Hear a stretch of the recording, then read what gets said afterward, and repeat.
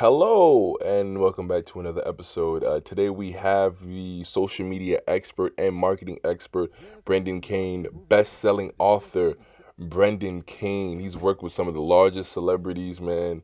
It is just phenomenal the kind of work that he puts in. Make sure you go check him out. Listen, we got it all here, man. You wanna learn how comedians get there. You wanna learn how social media marketing tips. You wanna learn about real estate finances. We got all of that here. Over 1 million followers on Instagram. I like to interview a lot of people behind the scenes.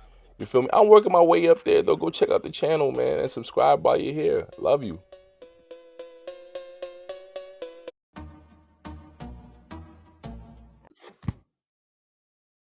Welcome back to another episode of Important Miscellaneous Talks. I'm your host, Glasser Crossfield, and today we have the world-renowned marketing expert and best-selling author. Please introduce yourself. Yeah, my name is Brendan Kane. I'm the author of two books, 1 Million Followers and Hook Point, How to Stand Out in a 3-Second World. Got it. So talk a little bit about your books. Let me see. Yeah, so Hook Point, How to Stand Out in a 3-Second World is all about how to grab attention in the micro-attention world we live in today. We've got over 4 billion content creators on the planet, pushing about 200 billion messages into the world every day. Mhm. So it's really all about how to grab attention and hold attention long enough to get your point across. And 1 million followers is based on an experiment that I ran on myself of acquiring 1 million followers in 100 countries in 30 days. Wow. So what inspired you to write these books? I mean, my true passion is to really learn as much as possible and then take those learnings and share them with people all across the world to really empower them to get their message out to the masses. If someone wanted to become an influencer today, what do you think is the biggest piece of advice that you would give them? It really comes down to effective storytelling. Mm, And the first place to really start is to be a student, like in any profession that you do, whether you want to be a doctor, a lawyer, a writer, you go to school to learn. And even if you don't go to school, you have to learn on your own. So mm, the same applies to being an influencer. You have to learn what drives the success of other content creators so that you can study what makes them successful so that you can apply those learnings to your own content. I think the blessing and the curse of social media is that you can open up your phone, click a button, and record something. mm, And the blessing is it makes it extremely easy. The curse is it's super easy. And there's also 4 billion other people doing the same thing. So mm. it makes it extremely difficult to stand out. So if you really want to be an influencer, if you want to acquire audience, go viral, grab attention, you have to become a student of what it takes to tell effective stories that A, grabs that attention, stops the scroll, but then keeps them long enough where you bridge that connection with them. So what are some of the things that people can do to make them stop the scroll? Well, again, the first place to start is studying how other people are doing it. And I think that understanding that pattern of even when you open up social media yourself is you're not just competing against direct competition, you're competing against LeBron James, you're competing against Netflix, Kim Kardashian, Kevin Hart, Mm, all of these people. And what is going to break that pattern of them scrolling through? And you have just a few seconds to really stand out to grab that attention. So it's setting a clear expectation of why your content is unique, why your story is different, why your story warrants the time for them to spend with the video, whatever piece of content that you're creating. So there's not like a one size fits all answer to mm. how to stop the scroll. It really is dependent on the type of format you're doing, the social platform that you're on, and several different variables. But the great thing is all the answers are out there for you for free in Mm. terms of looking at the top content creators and what they're doing. You just have to actually stop and pay attention and break down what's driving their success. So what are some of the things that you did for you to gain your following? Yeah, it's still the principles that we use today. So we have a viral content engineering process. It's a creative process for social media. It's backed by 60 billion views, 100 million followers, and a billion in revenue. And the core part of that process, and what a majority of our company does and our team does, is this research process. So every day we have our analysts breaking down content from top influencers, top brands, top viral formats, and we're studying these creative nuances of how they're telling their story. So, like pacing, tonality, number of edits, first 3 seconds, captions, title cards, and we glean a lot of insights around that. And those insights help us come up with the best ideas of content to produce. Whereas most people, when they're creating content, they just jump into the content creation process and they're spending so much time and energy creating things that just don't work, that could have been knocked out in terms of that understanding and process. So, like an analogy is you have a poster of the Lakers behind you. So in basketball, you don't just go out there and just start playing basketball. You study, even if it's watching Kobe Bryant shoot free throws or a three pointer, or you read a book, or you get a teacher. It's not like you just go blind onto the basketball court and just do whatever. You need to learn the technique, the strategy, the gameplay, all of those things. And that's what we do and what I did to generate a million followers on both Facebook and Instagram for my personal accounts as an experiment. But that's also what we do with our clients, is we go in with that mindset of what are the things that we can learn from others and use those learnings to inform what types of content we should create, what should be the structure and the format of it. Got you. Who are some of the people that you've worked with to try to increase their following? I mean, we worked with thousands of clients at this point, but like from the highest end, we worked with like the likes of MTV, Paramount Pictures, Viacom, more like digital strategy. I worked with like Taylor Swift, Rihanna, and other people. But we basically worked in every single industry and sector at this point. Mm, wow. So what do you think separates you from people who do something similar in your field? Well, I think that people, and I hesitate to say similar because I think we take a completely different approach than most people. But what I see with other social media experts out there is they're focusing on things like hashtags, time of day, trends, and things of that nature, which don't really get to the fundamentals of storytelling and Mm, understanding the nuances of what it takes to tell an effective story. So it's like, for example, let's just take screenwriting, for example. Screenwriting for movies is the most effective screenwriters study the top films. They study story arcs, character development, and they spend years doing that. Versus screenwriters that don't do as well is they just insert their creative vision in it and they don't pay attention to those fundamentals of what it takes to build an effective character, a plot twist, plot points, the three act structure, and things of that nature. So a lot of the other people are focused on like these specific tactics that kind of come and go, rather than how can you become the most effective storyteller possible. got you. Well, where do you think social media and marketing is headed towards? Like what do you think is going to be new, like the next big thing in the next 5 years? Well, I think in the next 5 years, I think it's going to still be more of the same.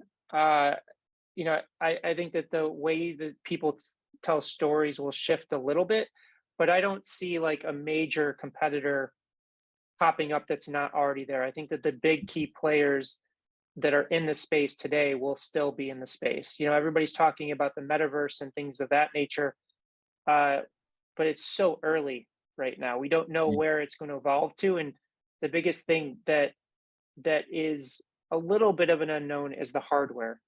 The hardware dictates where these platforms go. So that's where like Mark Zuckerberg bought Oculus years ago because he understood that his current business is reliant on iOS. It's reliant on Apple and Android and these things. So he wants to control the hardware so that he can control the full experience. But where that future goes, it's still unknown because of the pace and the speed of which technology will evolve. Got you. And my friend African Prince is joining us. It's a little late, but it's all good. So, what do you think is the best piece of advice that you would give to someone who wants to take their podcast to the next level? Study other podcasts. Mm, There's a big delineation between the podcasts that are successful and the ones that are not. mm, And the ones that are successful is they create an experience. So it's no luck that Joe Rogan is the biggest show and podcast in the world. He creates a fundamental experience versus other podcasts where they're just interviewing people and asking questions. So like a great exercise is to take Joe Rogan, take Lex Friedman, one of those podcasts, and then put it next to an underperforming podcast and do it side by side and determine the nuances and the difference between how they go about crafting that show. Another great example is like the comedians do really well with their podcasts. You look at Bad Friends or Two Bears One Cave, Your Mama's House, things like that. There is a clear experience that they're creating with it. It's not just people talking. It makes it feel like you are a part of it, that you want to dive in deeper and telling effective stories through that. So, what do you think are some of the best tips to be a better storyteller? Well, as we talked about, is studying other storytellers. I mean, that's like the first fundamental thing that most people don't do. And then within that, there is a lot of nuance in telling a story. So going back to movies, is there's so many action movies created, and they basically follow the same structure with the characters. But the ones that are really good, there's nuances in terms of the character development, the conflict, the pacing, the tension, the tonality, versus the ones that are not very good. So Mm, storytelling is such a nuanced process. I'm sure you guys have sat through a movie and said that's one of the best movies I've ever seen, and I'm sure you sat through movies and said that's one of the worst movies I've ever seen. mm, They're using the same storytelling mechanism. They're creating a movie, but it's in the nuances of how they're executing that story that allows it to be successful. And the interesting thing is every movie is following the same structure. They're following the 3 act structure. They're following the hero's journey. Every movie is based upon that fundamental. It's just their ability to execute on it through those nuanced details that makes it so successful. how does one find their audience? I think it's more about the audience finding you Mm, and the content than you finding the audience. So, and we can break it down specifically for social media. Like social media reach and distribution is created by the algorithms, and there's a lot of misinformation about the algorithms in mm, that it suppresses reach on purpose to get you to pay for reach, which is not true because then nobody would ever go viral. The algorithms really care about one thing and one thing only, and that is user retention. Meaning, the longer people spend on these platforms, the more ads they can serve, the more revenue they will generate. So, what they are looking for is content that can grab and hold attention for as long as possible with the widest audience possible. Now, because there's 4 billion content creators on the planet, they have billions of pieces of content to choose from. So that's where these nuances of how effective you are in telling your story means the difference between your video getting 1,000 views versus 10 million views. And it's the same kind of principle for, let's just take Netflix, for example, is Netflix invests billions and billions of dollars in content. And in terms of the content that they renew versus the shows that they cancel, it's, well, how many episodes did people watch? Did people watch the whole season? Or did they watch 10 minutes of it and leave? Because like if they watch 10 minutes of a single episode and then they leave, they're not going to renew that show. Versus the ones where people complete the whole season, like a Squid Games or Stranger Things, they're obviously going to renew and invest more money into it. So the same principles apply whether it's a podcast, whether it's content for social media. It's how effective are you in terms of getting people to tune in, and how long are they tuning in for? And the algorithms, again, are like the Netflix. They're going to determine, oh, people are tuning into this content for a long period of time. So we're going to push it to more people. Or people haven't tuned in, they're not stopping. So we're going to push it down because it's not really going to play to our fundamental business goals. Now, with you and your content, what are some of the things that you do to help the viewer stay there for a longer period of time? Yeah, there's a few things. One is really understanding tonality and tension. So if you really think about a movie, you build tension, you release tension, you build tension, you release tension. Same thing happens in music, the most popular songs. It's not like if it's a, an upbeat song, it's not like it's upbeat all the way through and there's no fluctuation in tonality or beats or pacing. So one of the things that we really work hard on is to make sure that we set tension and release it and keep going, so it Mm, keeps people engaged instead of having, like, I'm sure you guys know people that just speak monotone all the way through, and thus it uh, just feels boring, it feels flat. So that's one thing. There's another thing called Jenga theory that a lot of content, that most successful content creators use. And Jenga, if you've ever seen that game, it's the game of blocks. That's like a tower, Jenga, and yeah. each person goes around and pulls one out. Well, that's kind of the key analogy of tension. Is as somebody's pulling out, there's tension. Is like, is this person going to knock over the tower? And then when they pull it out successfully, it releases the tension. And then the next person goes and does that. So you'll see, especially in YouTube, the most successful YouTube content creators are doing that. And it's the same thing that film and television do. So that's one of the key storytelling elements that we look at in terms of the content that we create, to Mm. ensure that we're holding that attention as long as possible. Knowing what you know now, if you were to start your career over, what would you do differently? I don't know that I would do anything differently, because my career has been based on this fundamental of learn as much as possible and test as much as possible and learn through experience rather than learning from, reading books or academics. And I think that those fundamentals have allowed me to reach the level that I'm at today. Now, obviously, if you have insight of what's going to happen in the future, which I don't think is the true intent of the question, uh, then obviously you use different things. But listen, along the way, I've had massive failures and massive successes. But the only reason that I've had those successes is because of those failures, and because I was willing to risk learning something, falling on my face, testing things, rather than just sitting behind a desk and just theorizing about things. And I think so many people just get caught up and thinking about, it would be great to do this, but then they never do it, or they do it once, it doesn't work, and then they just stop doing it. Mm, I think that's very true. I know a lot of people like that. Yeah, and then what they'll do is they'll blame the information, they'll blame something external rather than taking ownership of the fact that they were the reason it didn't work. And that's fine. Like, everybody does stuff that doesn't work. That's how you learn and you get better. So it's not, especially, I think we are blessed to live in a country where we accept failures, we accept comeback stories, we accept that desire to reach the highest levels. Like, I'm sitting in Europe right now, and I can tell you that culture is not that accepting of that. So I think that in America, we are blessed to have this kind of entrepreneurial spirit, that even if you fail a few times, people will still get behind you and want to see you succeed.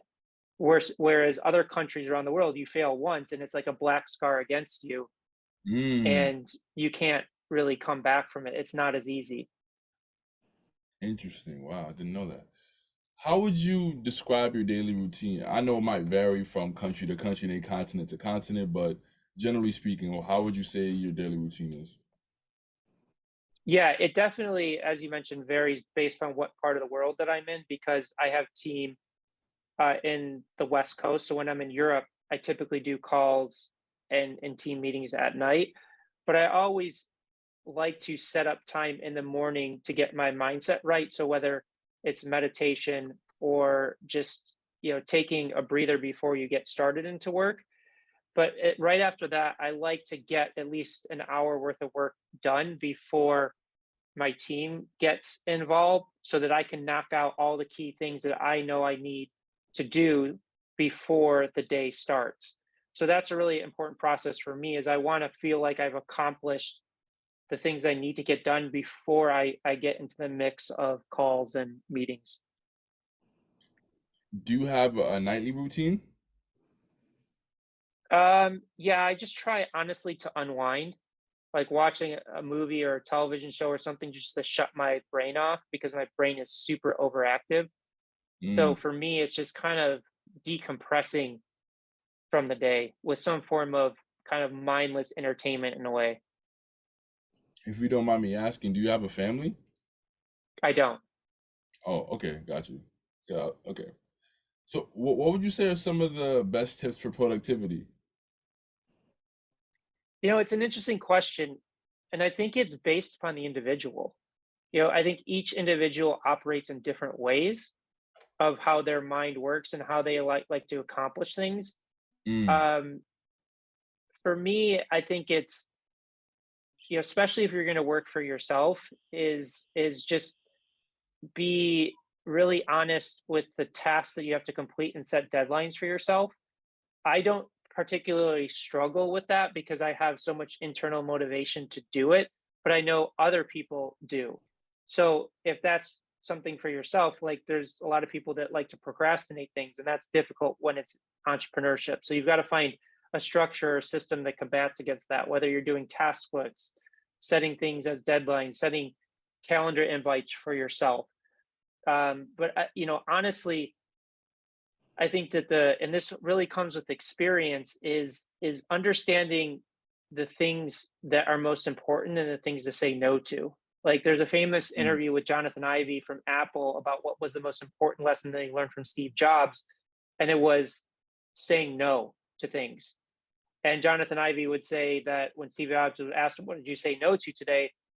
He would, bring up these things that he didn't want to do, and Steve Jobs is like, no, what are the things that you really wanted to do, but you said no to because there was more important things to focus on?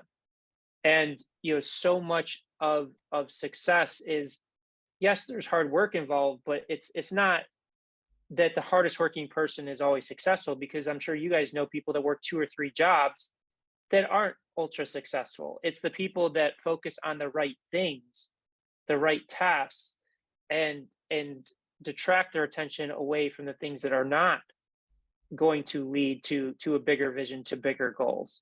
So to me, that I think is like the the biggest lesson to learn and one of the biggest factors to determining the level of success that you reach. Got So what keeps you disciplined?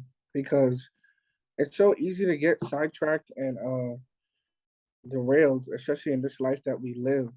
What keeps you motivated at times where you feel like you don't want to? Well, I think first is picking something that you really want to achieve or really want to work on is first and foremost the most important thing, but also understanding that we are human beings and there will be times when things get hard.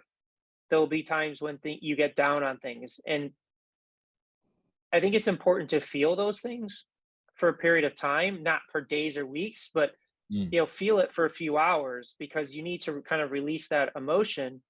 But then know eventually is if you really want it bad enough, you got to get back to work and you can't let it kind of sidetrack you.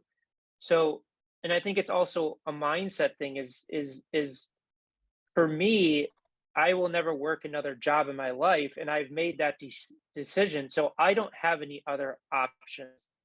So for me, this is the life that I've set for myself, and I'm not going to give up on it. That doesn't mean that I don't have self doubt. It doesn't mean that I oftentimes have a lack of energy to do things. Sometimes you do need to take a break, and you got to be honest yourself when you need to take a break. You need to kind of just feel the emotions you're going through, and then there's other times where you just got to push it aside and say, "Listen, now I got to get back to work and keep going in order for me to make this work."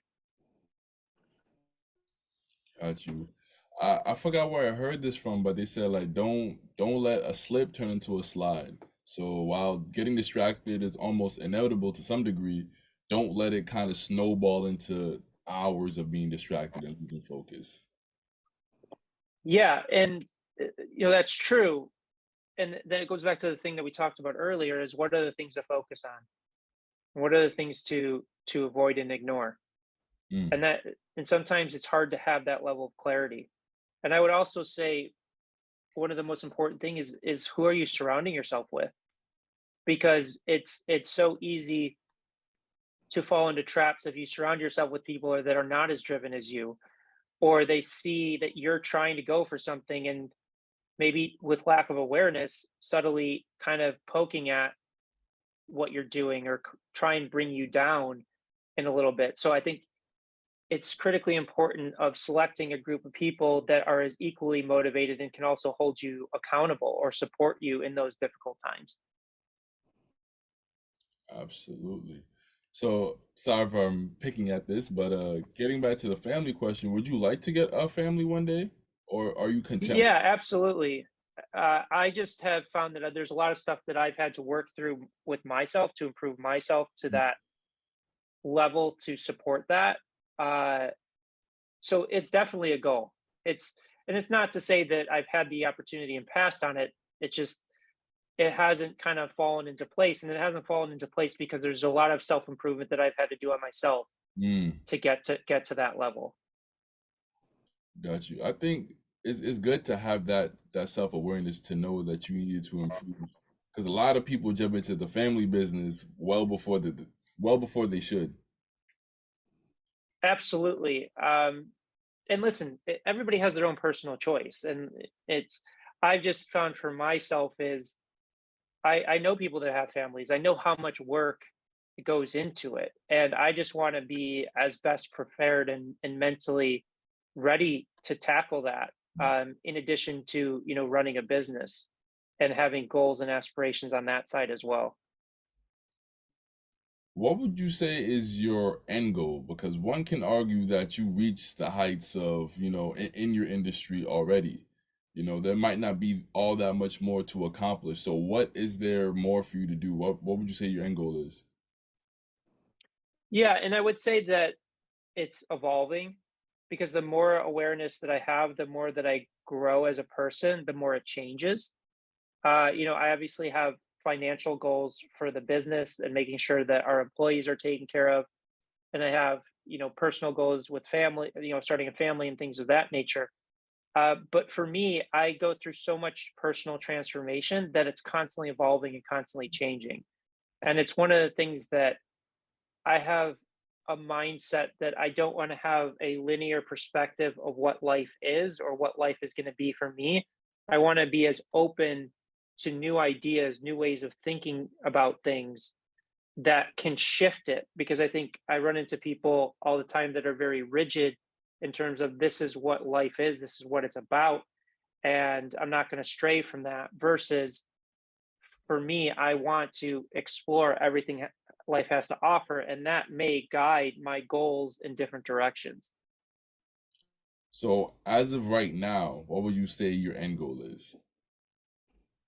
Well, right now we're building a business, so there are goals with that we have revenue wise, partner wise, to take care of our employees, to take care of myself. So that's a big part of it. And as you mentioned before, I do have personal goals from a family perspective and things like that. But that is kind of, it's going to come when it's going to come. It's not something that I believe in forcing. Mm, Um, so I would say a majority of the goals right now are around specific milestones with our business. What have been some of the most impactful books that you've read, if you have any? I would say one of the most impactful is How to Win Friends and Influence People by Dale Carnegie. I think it's one of the best-selling books of all time. It's been in print for, I think, like 70 years. But I think it's a great kind of guide for how to operate in the world. It's very simplistic, but very powerful. There's another book called Contagious by Jonah Berger that breaks down kind of why things spread, why things go viral. That's really interesting from a psychology perspective. But those are the two that I can think of off the top of my head. And my last question, what would you want your legacy to be? It's an interesting question. I don't even really kind of think in that capacity. I think that the way that I operate is I want to learn as much as possible so I can share that information with as many people as possible. So if I had to pick a legacy, is that I've helped people around the world spread their message to positively impact culture and society, and making the world a better place.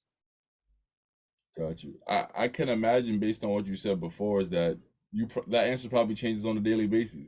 It's always changing. It's always transforming. It is, and again, I don't, and maybe it's something that I need to work on, but I don't really think about what I do from a legacy perspective. I think about how can I improve myself as much as possible? How can I just get better personally and professionally and operate at the highest possible level? And I think through that, there's impact, but I don't look at it like, what is going to be my legacy, 100 years from now? I think it's a powerful exercise to do. It's just not something that I focus a lot of my energy and time on. Got you. Prince, you have any questions? Got you. Well, thank you so much for coming on to the podcast. It means the world to me. Yeah, it's a pleasure meeting you both. For your time.